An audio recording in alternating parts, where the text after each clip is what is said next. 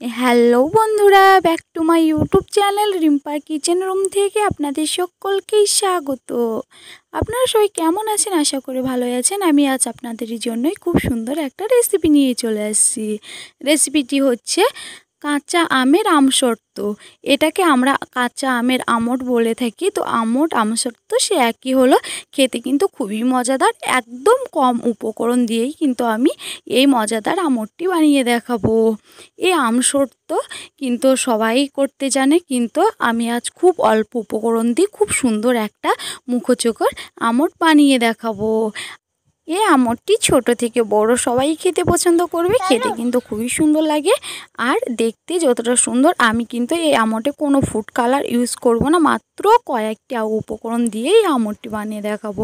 তার আগে বন্ধুরা, আমার চ্যানেলে এখনও অবধি যে নতুন হয়ে আছেন, প্রথমে সাবস্ক্রাইব করে পাশে থাকা অল নোটিফিকেশানটা অন করে রাখবেন আমার পরবর্তী ভিডিও সবার আগে পাওয়ার জন্য। আর ভালো লাগলে লাইক কমেন্ট শেয়ার করবেন।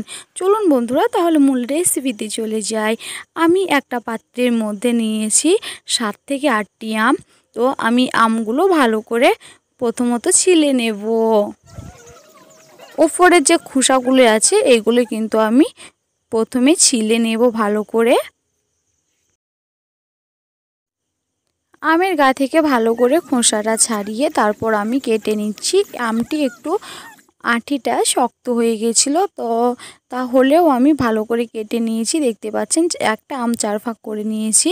তো এই আমগুলো এবার ভালো করে পরিষ্কার করে একটা পাত্রের মধ্যে সিদ্ধ করতে দেবো। সিদ্ধ করার জন্য দিয়ে দেব একটুখানি পানি। পানিটা 2 কাপ দিলাম, আর একটা খোলাতে আমি হালকা একটু শুকনো লঙ্কা 2টো ভেজে নেব। এদিকে আমটা দেখুন সিদ্ধ হয়ে গেছে। এবার আমটা একটু নেড়ে চেড়ে গলিয়ে নেব।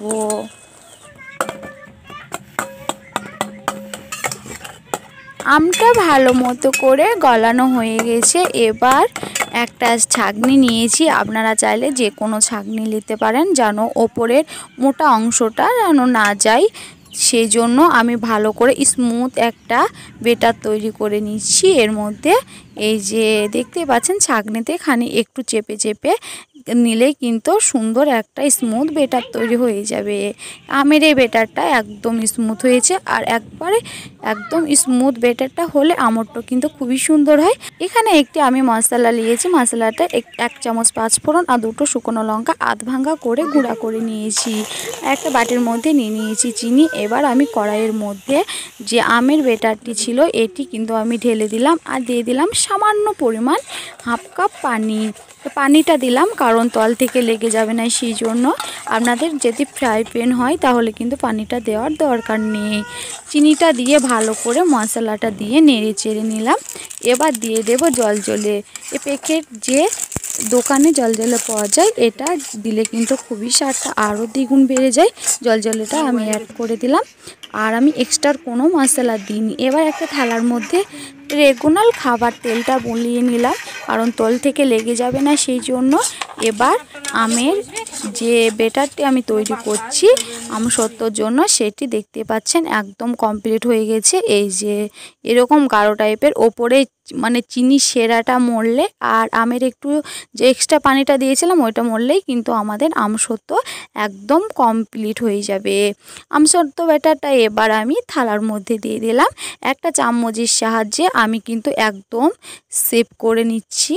একটু সরিয়ে সরিয়ে দিতে হবে, খুব একটা পাতলা করা যাবে না, একটু মোটা সাইজের তুলে ভালো হবে। এই যে দেখতে পাচ্ছেন একদম ঠিকঠাক আমি থালার মধ্যে বসিয়ে নিয়েছি। আমি এই আমসত্ত্বটা সন্ধ্যাবেলায় করেছিলাম, সারা রাত ফ্যানের বাতাসে ছিল। তারপরের দিন কিন্তু আমি রোদে দিয়েছি। আপনারা চাইলে সকালে করেও কিন্তু ফুল রোদে দিতে পারেন। এবার বেটারটা আমি পুরো 1 দিন রোদে দেব। বেটারটি এবার আমি পুরো 1 দিন রোদে দেব। শুকনো হওয়া অবধি অপেক্ষা করেছিলাম। এই যে পুরোপুরিভাবে শুকিয়ে গেছে বেটারটি। এবার একটা চাকু নিয়ে হালকা করে ব্যাটটা একটু কেটে নেব। এরকমভাবে একটু ঘুরে ঘুরে দিলেই দেখতে পাবেন আপনি কিন্তু ভালোভাবে আমটটি উঠে যাবে। এই যে দেখতে পাচ্ছেন কত সুন্দর উঠে যাচ্ছে, কারণ ভালো করে শুকালে আপনাকে এমনি তুলতে হবে না, হাত দিয়ে তুললেই হবে। এই যে দেখতেই পাচ্ছেন কি সুন্দর উঠে যাচ্ছে।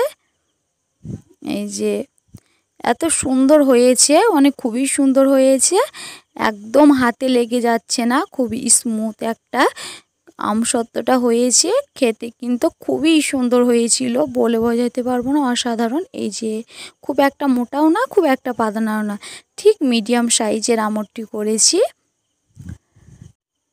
এবার আমড়টি আমি সাইজ মতো কেটে নেব। আর সত্যিই বলছি আমড়টি খেতে কিন্তু অসাধারণ হবে, খেতে কিন্তু ছোট বড় সবাই নাম করবে, খেতে খুবই অসাধারণ। আর এই আমড়টি যদি আপনারা এরকমভাবে করে থান, কেটে কেটে পিস পিস করে যেতে একটা কাঁচের জারের মধ্যে রেখে দেন, তা প্রায় 1 থেকে 1.5 বছর পর্যন্ত আপনারা খেতে পারবেন। এবং অতিথি এলেও কিন্তু এই আমড়টি নাস্তার সঙ্গে অবশ্যই দিতে পারবেন, খুবই সুন্দর খেতে হবে। আমি কোনো ফুড কালার ছাড়াই মাত্র 2টি উপকরণ দিয়েই কিন্তু এই আমড়টি বানিয়েছি। কম খরচ হলেও কিন্তু খেতে অনেকটা সুন্দর আর অনেক লোভনীয় জাতীয় জিনিস এই আমড়। কাঁচা আমের আমড়টা আমরা অনেক রকম খেয়েছি, এই আমড়টি একবার বাড়িতে তৈরি করে দেখবেন, কত সুন্দর আর কত মজাদার। আমরা অনেকেই ভেবে থাকি দোকানে কি করে আমড় বানাই, কিন্তু সত্যি এই আমড় বানানো যতটাই সহজ ততটাই কিন্তু দোকানের থেকেও হেলদি খাবার, খুবই সুন্দর লাগে খেতে। আর কোনো কেমিক্যাল ছাড়াই এই মজাদার আমড় বাড়িতে একবার যদি ট্রাই করে দেখেন, তাহলে কিন্তু বাজার থেকে আমড় কিনে আর খেতে হবে না, ছোট বড় সবাই খেতে পছন্দ করবে। এই যে আমার ছোট সোনা কেমন খাচ্ছে। আতিফ বাবু কেমন হয়েছে খেতে? আমড়টি কেমন হয়েছে? দারুণ হয়েছে বলছে। তাহলে বন্ধুরা, আমার চ্যানেলে যদি নতুন হয়ে থাকেন, প্রথমে সাবস্ক্রাইব করে পাশে থাকা অল নোটিফিকেশনটা অন করে রাখবেন। আমার পরবর্তী ভিডিও সবার আগে পাওয়ার জন্য ভালো লাগলে লাইক কমেন্ট শেয়ার করবেন। বাই।